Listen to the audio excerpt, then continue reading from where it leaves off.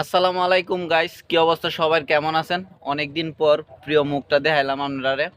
আর এই মুখটা দেখানোর উদ্দেশ্য আছে, আমার বন্ধু খুবই অসুস্থ। আরে বাবারে, অসুস্থ লক্ষণই মন বোঝা যায়। আমারে কইছে বাগলপুর মেডিকেল ভর্তি, হ্যাঁ নাক দা বুঝি রক্ত বাড়িতেছে, বেশি দিন বাঁচতো না। মানে বাসার মারহি বেশি দিন বাঁচতো না। যার কারণে আমি ঢাকা থেকে তাড়াতাড়ি রওনা দিছি, যে কোন সময় মইরা জায়গায় একসাথে চলছি এতটা বছর। সেই উপলক্ষে আইছিলাম মালটা কমলা টমলা লইয়া। পরে আয়া দিয়ে হ্যাঁ ভালো। পরে আবার ইটা মালটা লইয়া আবার গেছি বাড়ি দিয়াইতে, আমি আবার দাদারে দিয়াইছি। দাদার অবস্থা দিয়ে আরো সিরিয়াস, এর চেয়ে খারাপ অবস্থা দাদার।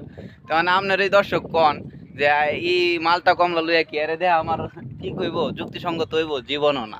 যার কারণে আমি আইছি না এরে দেখতাম। কিন্তু এখন দেখছি শরীরটা মোটামুটি দুর্বল দুর্বল ভাব। আপনার আবার কইবেন যে বন্ধুর লাইগা লই আয়া, বন্ধুরে দিছি না। পরে কয়টা কয়েল ফাঁকি ডিম কিনছি, একদম সিদ্ধ ডিম। হ্যাঁ, দুমা দুমা উঠতেছে।